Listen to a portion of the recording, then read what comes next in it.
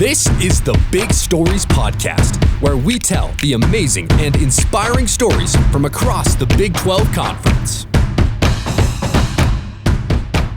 Welcome back to Big Stories. I'm your host, Cleon Wall. The biggest game of the year in the Big 12 is coming up this weekend. So what's the best outcome? We discuss that and more in this edition of the Big Stories Podcast. The Big Stories Top 5 Teams. Chase Davidson joins me from Las Vegas for this edition of the Top 5 Teams. Last week was the first time ever that one of us had an overlapping team, and it was the number one team.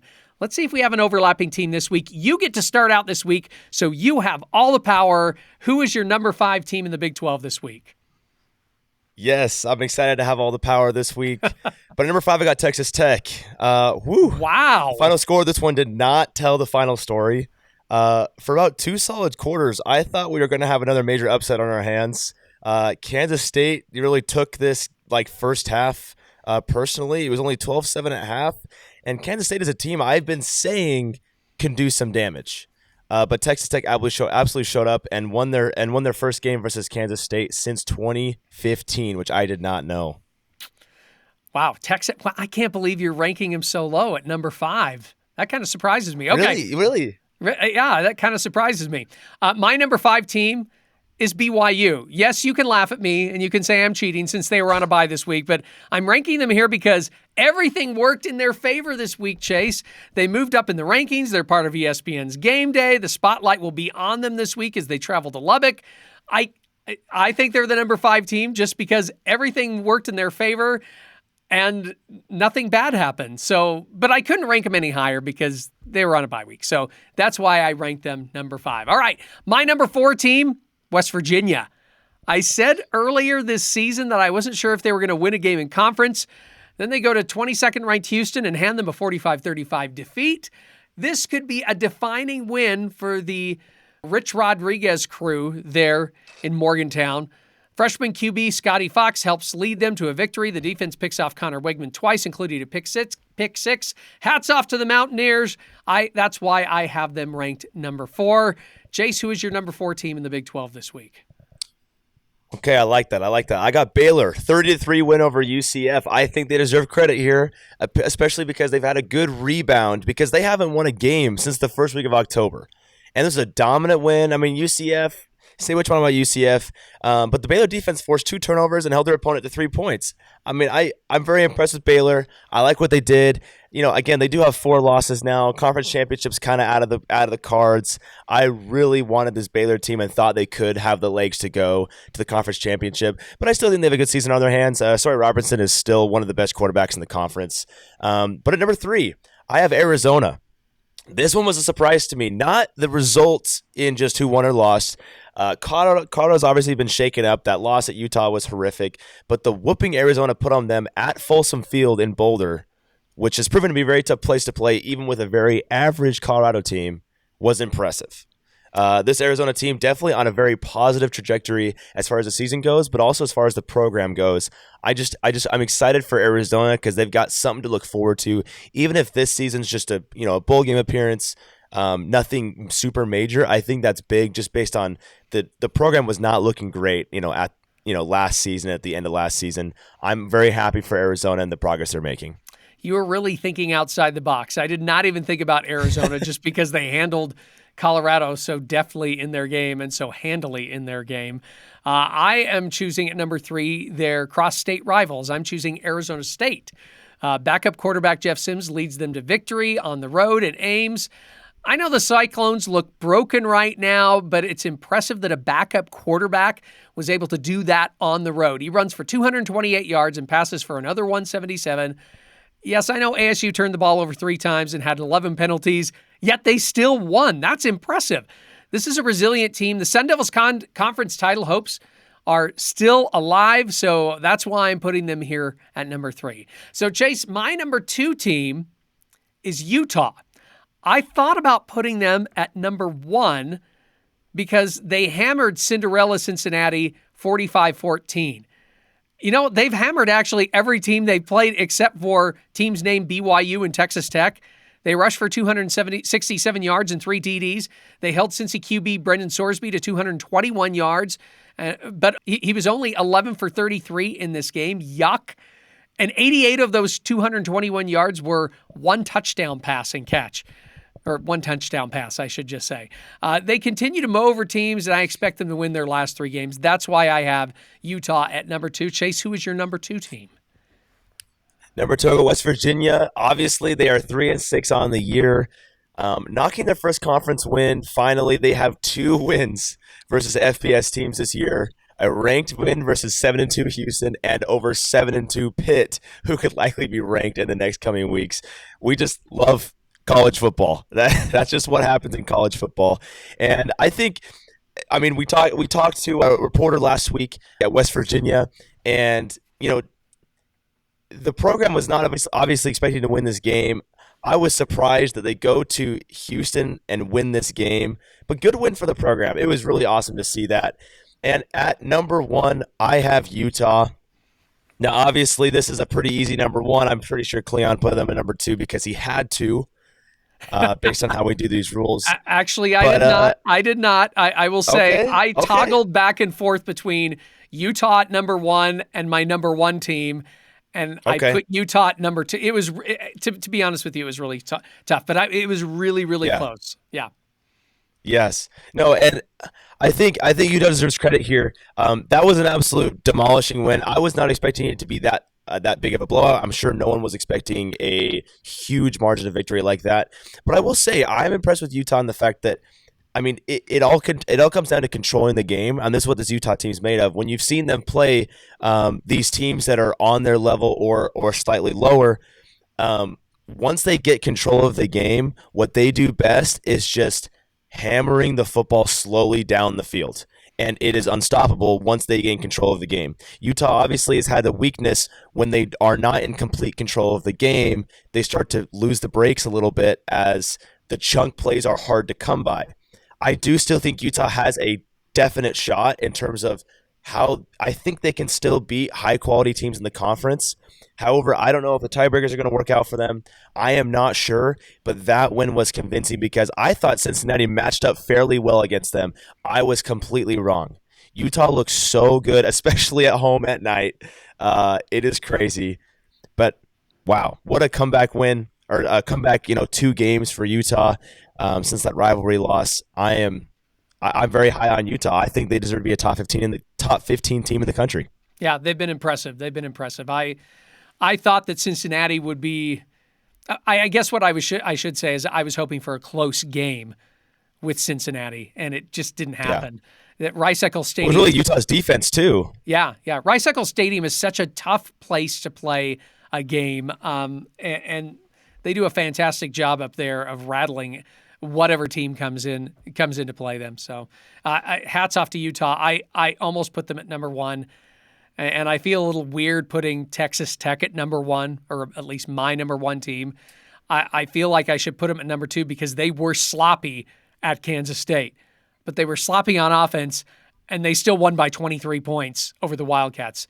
That's when you know you have a good team. And even though they were sloppy, they came out and they still whooped on Kansas State, and they created 5 turnovers. So that's why I put Texas Tech at number 1. Maybe it's also because I feel like I have to put them at number 1 just because of the game they're going to play this week. But in reality, I toggled back and forth between Utah and Texas Tech. I could have put either one of them at number 1 and the other one at number 2. So, I'll put Texas Tech at number 1 this week. No overlap this week. Congratulations.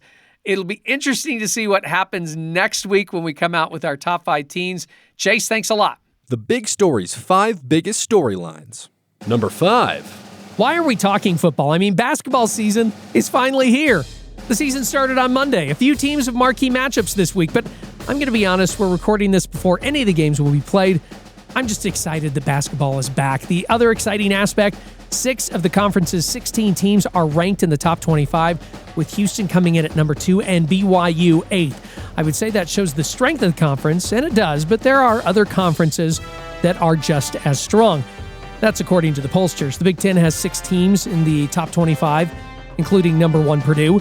The SEC also has 6 teams. Defending national champ Florida is the third-ranked team in the nation. That means 18 of the 25 teams come from 3 conferences. But just like football, the preseason top 25 doesn't really mean much unless you win your games.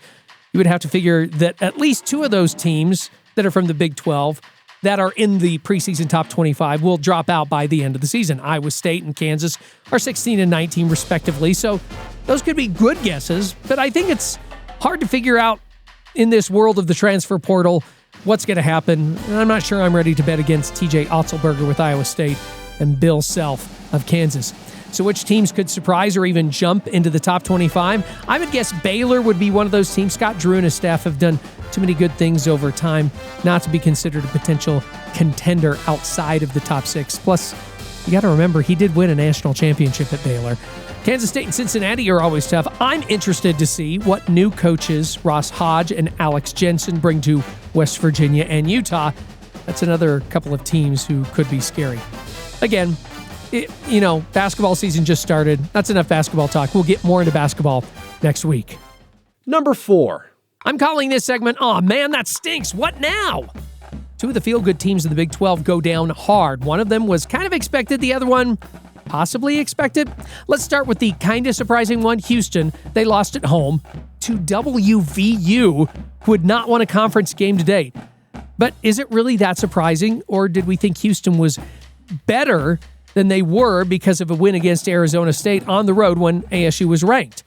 It might be just that. Houston has been living on the edge this year. They had to hold on to beat ASU, even though they had a 24-0 lead. They kicked a game-winning field goal at home against Arizona to win that contest and had to score 14 points late to take Oregon State to overtime, and then they beat them with a field goal. So what now for Houston? Well, the Cougars, they're still a great story this season, and maybe if they just think about that, the fans think about that, that could be enough. They are 7-2, and they could get to 9 or 10 wins. I just don't see them rallying to make it to the conference title game.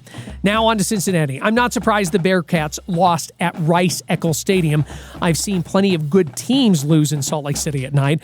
For the feel-good aspect of it, I was hoping the Bearcats would make it close in the second half after cutting Utah's lead to 10 on an 88-yard TD pass. Alas, they go 3 and out on the next drive after intercepting Utah, and the route was back on. So what now for the Bearcats? For them, they're fortunate to have a bye week and then Arizona at home. I would be surprised if they can't beat the Wildcats at home. I think the Wildcats are good. I don't think they're great. And also, if you think about it, the Bearcats are undefeated at Nippert Stadium. I think Brendan Sorsby and the guys heal up and come out strong against Arizona. They need to get back on track against the Cats because BYU comes to the Queen City the following week. Number 3. I'm still standing, and yes, I'm thinking of that Elton John song, but I'm not going to sing it for you. Feel lucky that I'm not going to do that. I'm referring to the teams with 2 conference losses who are still standing and hoping to get into the conference title game. There are 4 teams with 2 losses in conference. We already talked about Houston, so let's briefly mention the others. Utah, this is probably the best team with 2 losses. I think the Utes will win out, even though 2 out of their last 3 games are on the road at Baylor and Kansas. They also have a home game against Kansas State. I don't think any of those teams have the bulk or power or whatever you want to call it to stop the Utes on offense, and the Utes defense will travel. The problem with the Utes is they need a lot of chaos to get to the title game. If either BYU or Texas Tech ends up with 2 losses, they would have the head-to-head matchup advantage over the Utes. They might be the best team with 2 losses, but losing to the top 2 teams in conference will probably cost them a trip to the title game. Then there's TCU. The Frogs are coming off a bye week and have 4 games left, and I think they will still be in the conversation after this weekend when they host Iowa State. But I think they fall at BYU the following weekend. Even if they beat the Cougars, they go to Houston, which could still beat them, and then they host Cincinnati, who could still be battling to get into the conference title game at that point. It's not looking too good for the Frogs. Then there is Arizona State. They lost to Utah earlier this year, but they have the best win out of the 2 lost teams, taking down Texas Tech at home. And they have the best schedule to finish this season. They host West Virginia, play at Colorado, and then host Arizona. I could see them winning all those games, but they'll have to do it with backup QB Jeff Sims. Starting Sun Devils quarterback Sam Leavitt won't return this season after having surgery on his foot. Sims would need to lead them the rest of the way. He did it against Iowa State, but can he do it for 3 more games? In reality, a lot of chaos would have to happen at the top for any of these two-loss teams to get in. Number 2. The big game in West Texas. Undefeated BYU heads to Lubbock to play the best team they will face this year, Texas Tech. The Red Raiders spent a lot of money on their roster, and it's paying off. As we mentioned earlier, Texas Tech played a sloppy game early with Kansas State and still won big.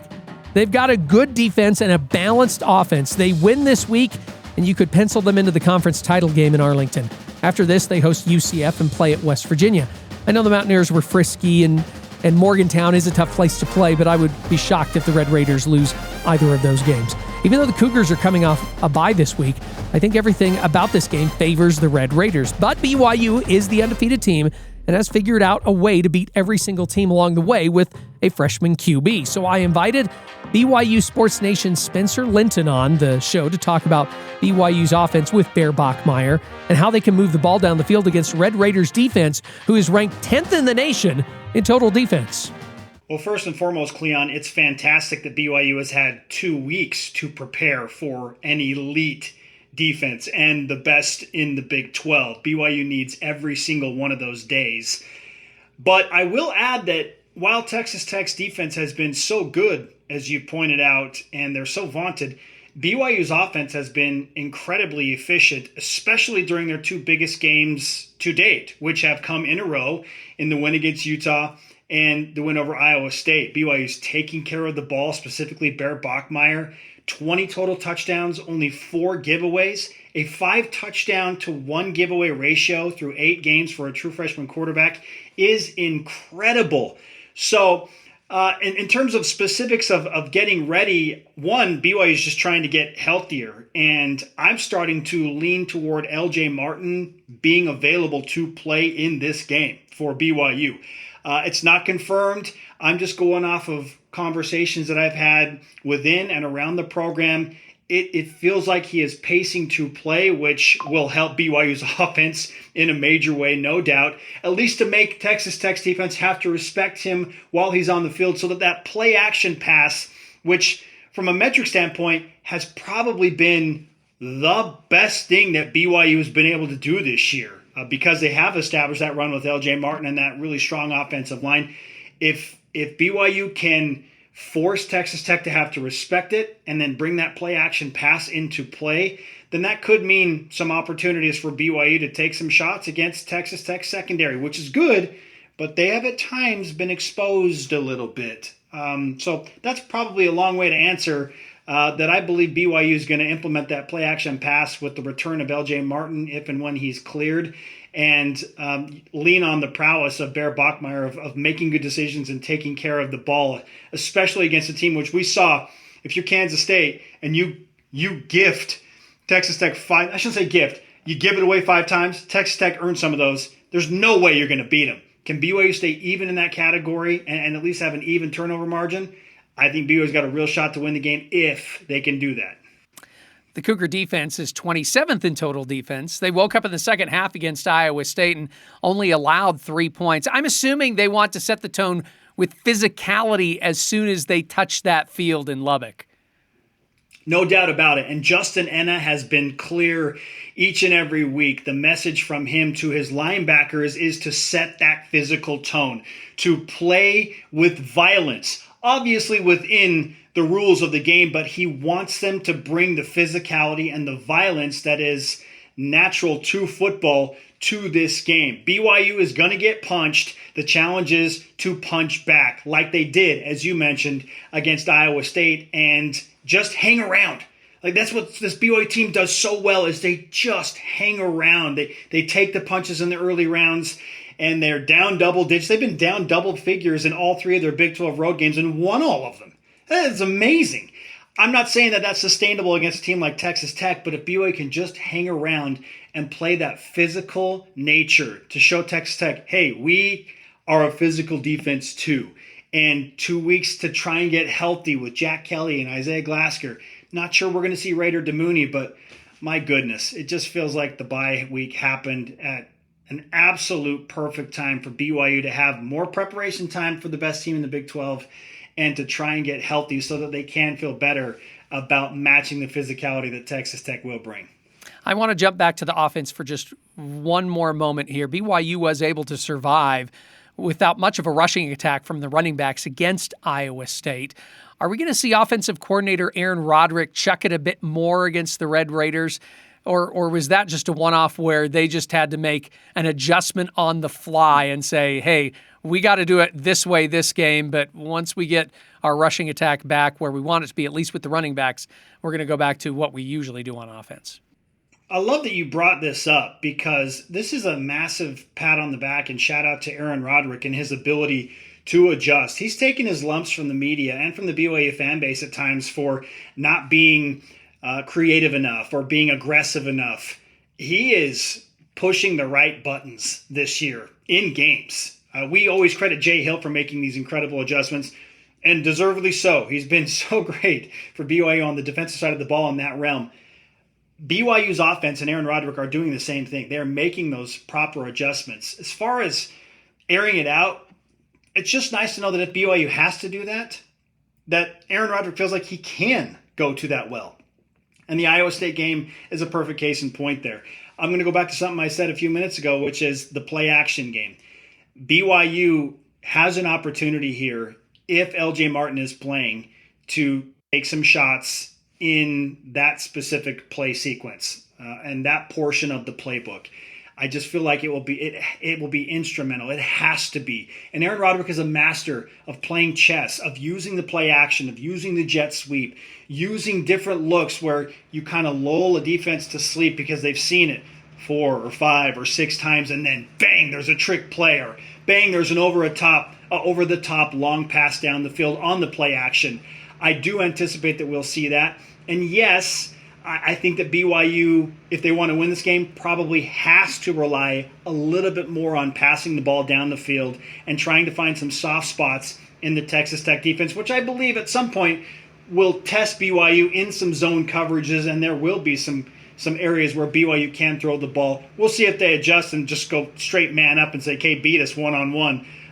But there will be opportunities for BYU in the pass game. It's the second week of ESPN's Game Day featuring the Big 12, but I would say this is the biggerest of the two games. If you take allegiances out of this, Spencer, think about the implications for this game for the conference. Do you think the Big 12 is just hoping for a good, close game no matter who wins, because it shows the strength of the conference, and it might even show, even if Texas Tech loses or BYU loses, hey, you still need to consider us for the playoff. One of these teams might still be able to get in as an at-large bid. Yeah, juicy matchup to say the least. All of the layers, some that you just specifically referenced, and what's best for the conference.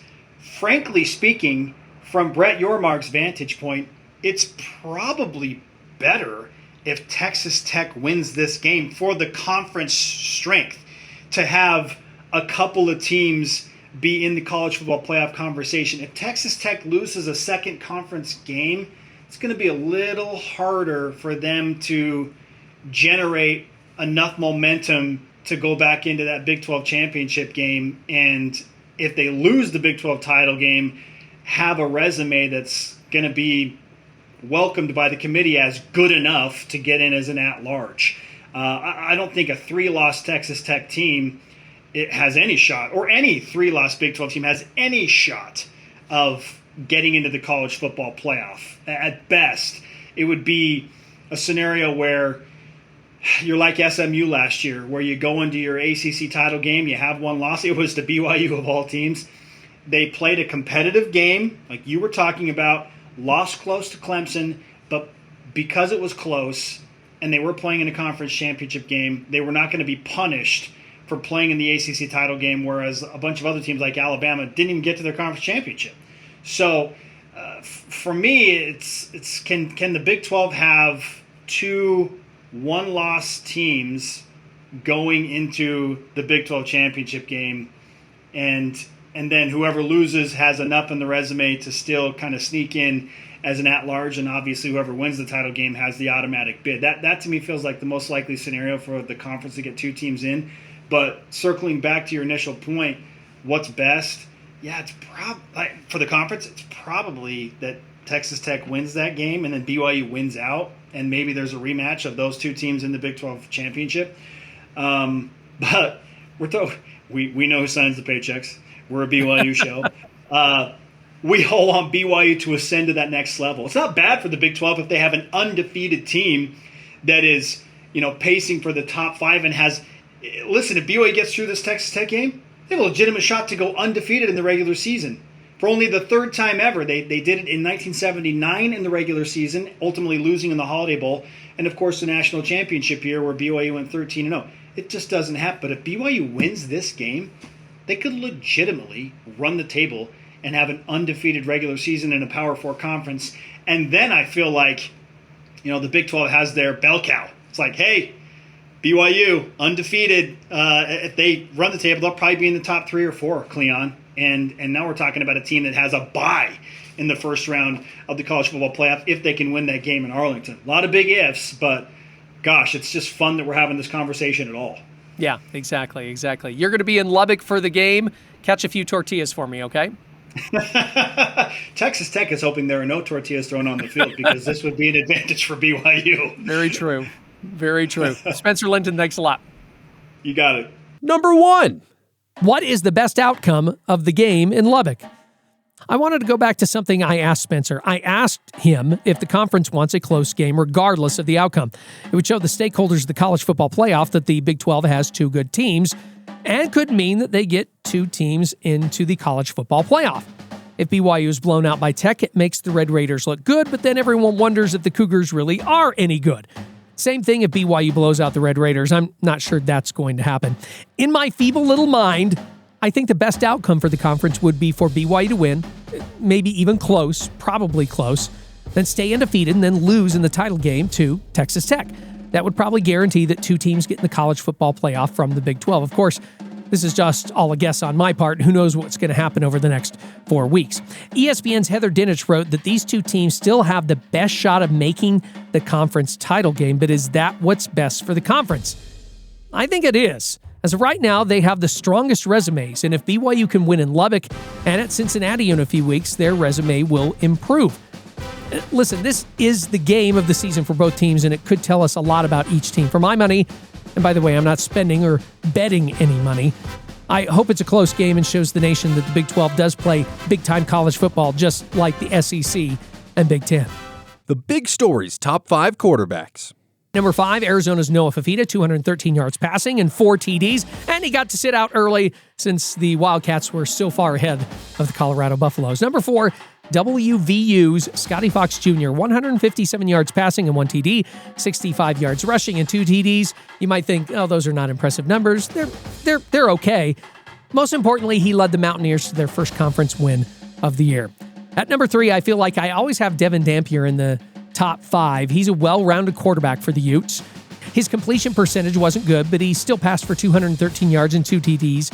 He also ran for another 78 yards. At number 2, Texas Tech's Baron Morton comes back from injury and leads the Red Raiders to a road win at Kansas State.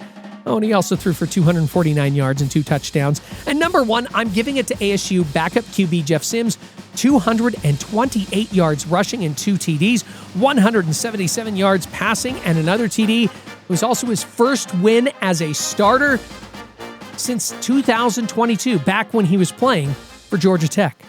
The Big Story's big man on campus. I could give this to Tech's defense for their impressive game against Kansas State, but I'm going to give it to Baylor's Michael Trigg. The tight end had 5 catches for 82 yards and a TD. And you might think, well, yeah, great. 5 catches, 82 yards, a TD. But the TD was impressive, out-muscling a defender, catching it with 2 hands and then switching it to 1 hand so that the defender didn't strip it away. It was like he was palming a football. That's the best way I can describe it. You should go check it out. Check out his second catch, which was a one-handed grab as he was going to the ground. He was deft enough to put his paw on the ball before it hit the ground, then pull it into his body so that he didn't lose it. Michael Trigg, you are the big man on campus this week. Check out this Thursday's episode of Big Stories. It's about Colorado's new Ralphie mascot and the inspiring story of the woman behind the Ralphie program. It's a big story you don't want to miss. Download and subscribe to the Big Stories podcast wherever you listen to podcasts. I'm Cleon Wall. Big Stories is a production of BYU Radio.